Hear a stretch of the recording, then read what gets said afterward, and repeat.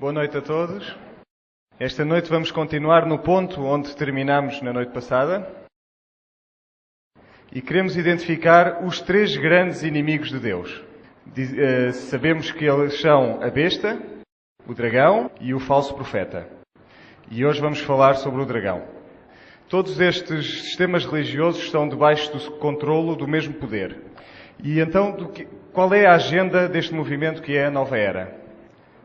Atrás de qualquer destas coisas vão encontrar um jesuíta. O pai do movimento da Nova Era é Teilhard de Chardin, que era um jesuíta.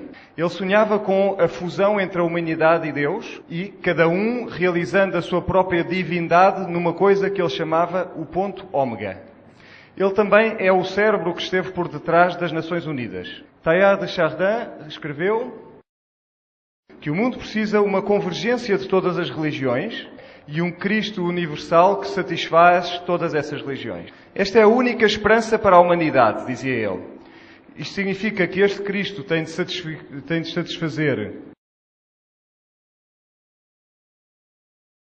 devia satisfazer o Islão, que nega a própria divindade de Jesus Cristo e que prega uma doutrina da salvação pelas obras, como fazem muitas outras religiões. E, portanto, este Cristo não pode ser Jesus Cristo. E o Jesus Cristo da cristandade tem de se adaptar a este Cristo, este outro Cristo.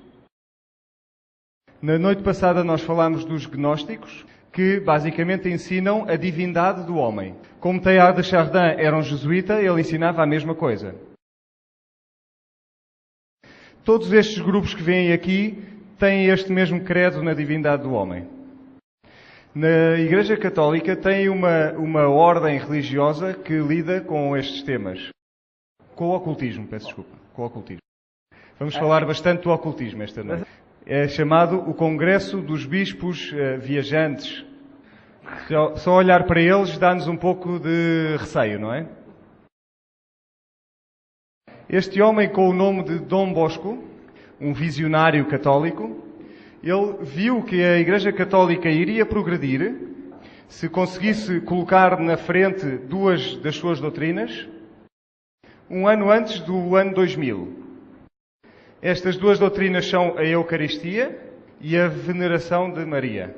Se olharmos para a Eucaristia, é o sacrifício de Cristo e a Eucaristia em si é o corpo de Cristo morto. Para venerar o Cristo morto é um insulto a Deus. É um insulto enorme. Na verdade, é a celebração da vitória de Satanás sobre Cristo.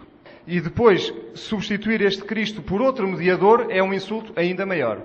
Reparem que a Eucaristia é o pilar maior, o que significa que ele cresce de alguma forma nesta morte de Cristo.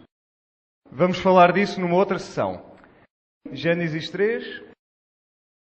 Lemos acerca da serpente e acerca de Eva.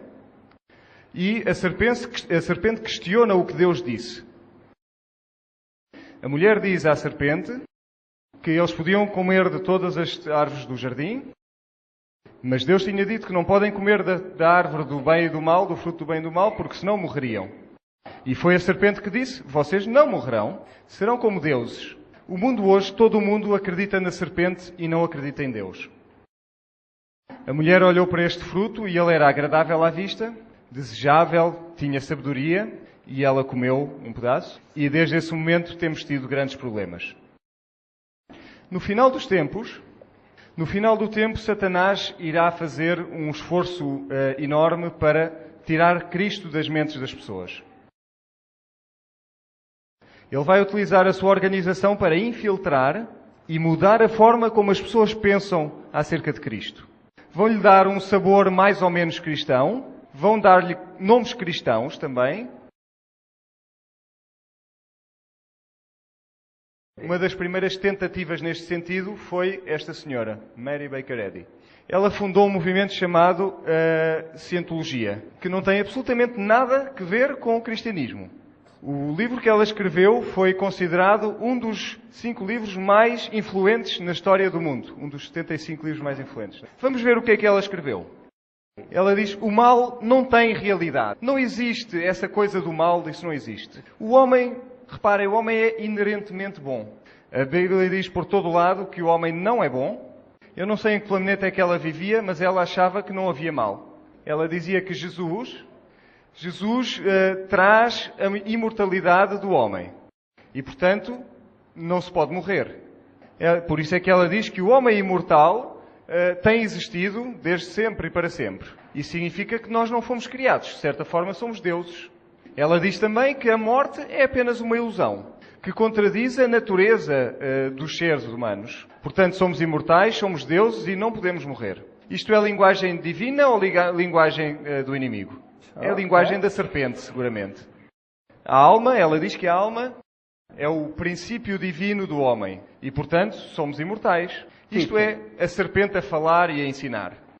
Quando ela fala acerca do homem e da mulher, como existentes no divino, um Deus divino masculino e feminino. Isso é androgenia, que significa masculino e feminino, de certa forma, misturados. Ok. Quem é que na Bíblia, ou quem é que Deus diz que é ao mesmo tempo macho e fêmea? Lúcifer é ao mesmo tempo macho e fêmea. E esta ideia apela a muita gente hoje em dia. Mas a Bíblia diz que Deus não é pai, mãe e criança, é pai, filho e Espírito Santo. Portanto, a cientologia foi um dos primeiros movimentos. A seguir apareceram os Mormons. São chamados os santos dos últimos dias de Jesus Cristo. E reparem que no mundo esotérico, se eu ensino sobre Jesus Cristo, se eu penso de forma esotérica, viramos tudo ao contrário, significa que eu na realidade estou a ensinar sobre Lúcifer. Portanto, podemos ter aqui um pregador a pregar sobre Jesus Cristo, a cantar os mesmos hinos que nós cantamos nesta igreja, mas ele poderá estar a adorar Lúcifer. E portanto temos de prestar muita atenção ao que ele diz para podermos distinguir quem ele realmente está a adorar. Na verdade, muitos destes hinos que nós muitas vezes cantamos poderão ter sido escritos por Lúcifer. Vejamos então estes santos dos últimos dias. Joseph Smith, o seu profeta, recebeu uma mensagem do anjo Moroni. Ali está o anjo Moroni. Este é Joseph Smith. E o segundo profeta era este senhor Brigham Young. Foi fundada por Joseph Smith. E este Joseph Smith era um membro da maçonaria. Brigham Young era também um membro da maçonaria. E quando encontramos maçons, o que é que encontramos por detrás?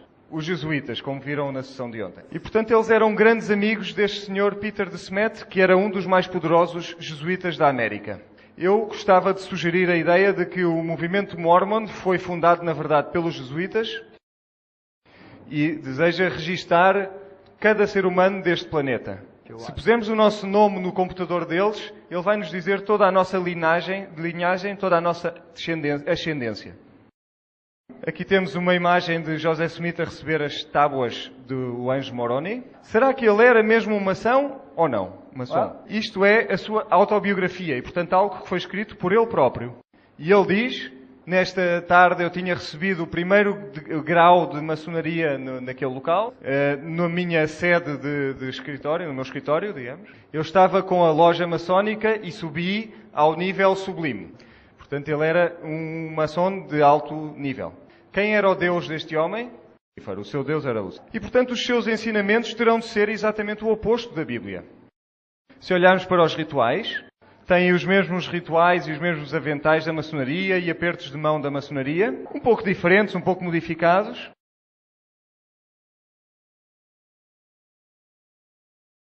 Eles usam roupa interior sagrada. Se forem aos templos dos Mormons, verão que eles não têm qualquer janela, tal e qual como os templos maçons. Aqui temos o templo de Salt Lake City. Ali temos o aperto de mão, o símbolo do sol, da lua, das estrelas. Usam o pentagrama